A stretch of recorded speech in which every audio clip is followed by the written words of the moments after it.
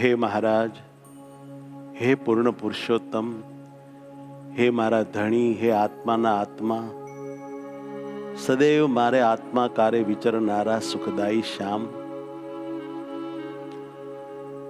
જન્મ તો મેં ઘણા લીધા, પણ આ જન્મે તમે જે કૃપા કરી છે, અહો અહો અહો.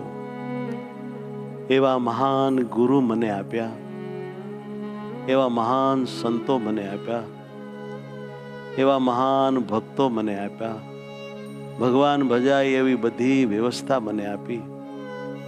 તમે બહુ કરુણા કરી પ્રભુ, બહુ કરુણા કરી. સારાના સંગમાં રાખી મારા દોષો ટળાવો છો પ્રભુ, વાસના બળાવો છો. હું તમને પામું એવું તમે જ ખૂબ જતન કરીને રાત દિવસ કર્યા કરો છો. તમારાથી દૂર થાવ તો તરત તમે ડફણું મારો છો, વળી પાછો તમારા તરફ ધકેલીને મને ખેંચીને તમારામાં જોડો છો. આપ જેવું કોઈ દયાળુ નહીં પ્રભુ, કોઈ દયાળુ. હે નાથ, તમે કેટલી કેટલી સારી સારી સમજણ આપો છો. શાસ્ત્રના માધ્યમે, કીર્તનોના માધ્યમે, ગુરુના સંતના માધ્યમે, મોટા પુરુષના માધ્યમે મારા અંતરમાં રહીને પણ કેટલીક તમે સ્ફૂર્ણા કરો છો, પ્રેરણા કરો છો, સદવિચારોની સરવાણી વહાવો છો. વાહ દયાળુ, વાહ પ્રભુ, વાહ. તમારા વાલા સંતો અને ભક્તોનો રાજીપો રળાવો છો. મારું તન મન સ્વસ્થ રખાવી સેવા ભજન કરાવો છો. સાથે રહીને સદૈવ મને તમારા તરફ તમે ખેંચી જાઓ છો. ઘોર કળી કાળમાં પણ તમારી દયા એટલી બધી અમારે ઉપયોગી થઈ છે કે અમે ક્યાંય એવા પાપમાં કે કલંકમાં પડતા નથી. ઊંચું માથું રાખીને સમાજમાં ને સત્સંગમાં આબરૂ સાથે અમે રહ્યા છીએ. એ તો કેવળ તમારી આ સંતોની કૃપા છે પ્રભુ. બહુ કૃપા કરી વાલા, તમે બહુ કૃપા કરી. હે મારા નાથ, તમે આ લોક સંબંધી સુખ અમને દેવામાં ક્યાં કાંઈ ખોટ રાખી છે? ખાવા પીવા રહેવા બધી સગવડતા આપી છે. આંગણે આવેલાને અમે સંતોષ પમાડી શકીએ એવું અમને ઘરમાં આપ્યું છે. તમારા માતા પિતા બહુ દુઃખી હતા. અભ્યાગત આવે તો માં ભક્તિ ઘરમાં જતા રહેતા. ઘરમાં કાંઈ નહોતું, શું લઈને બહાર નીકળે? અભ્યાગત ઠાકીને જતો રહેતો. તમારા મા બાપને દુઃખી કર્યા હતા. તમે અમને કાંઈક ધીરજ રહે દુઃખમાં એના માટે પુરાવો પૂરો પાડવા, પણ અમને તો તમે હે મહારાજ હથેળીમાં રાખ્યા છે.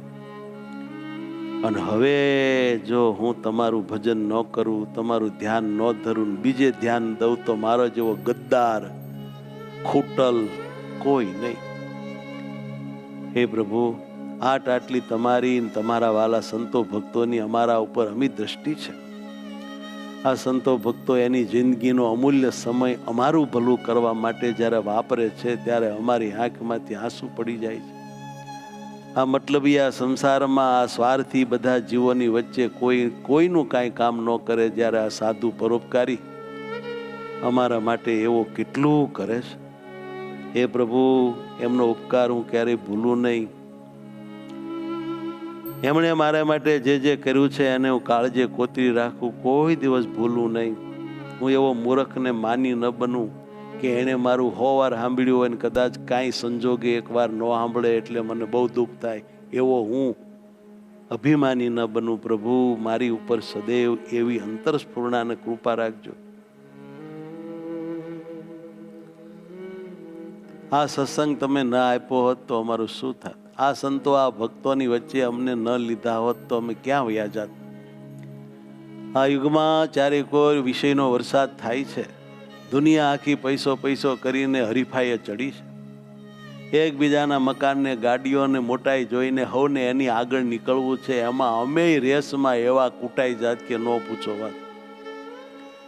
પણ તમારી ને તમારા સંતોની કૃપાથી, કથા વાર્તા ભજન કીર્તનના યોગથી અમે આજ ઘોડી કળી કાળમાં પણ શાંતિથી તમારું ભજન કરી શકીએ છીએ અને ખાધે પીધે બધી રીતે સુખી છીએ. હે પ્રભુ, આ બધી તમારી જ કેવળ કૃપા છે.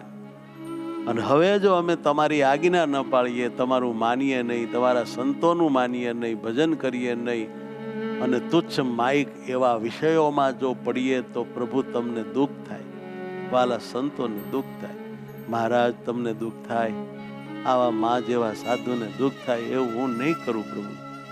ગમે એમ કરીને મારા મનને સમજાવીશ, વાસનાને દબાવીશ, મન ઉપર વિજય મેળવીશ, પણ તમારી આજ્ઞામાં રહેવાની હું દૃઢ મક્કમતા કરું છું. પ્રભુ મને સાથ દેજો.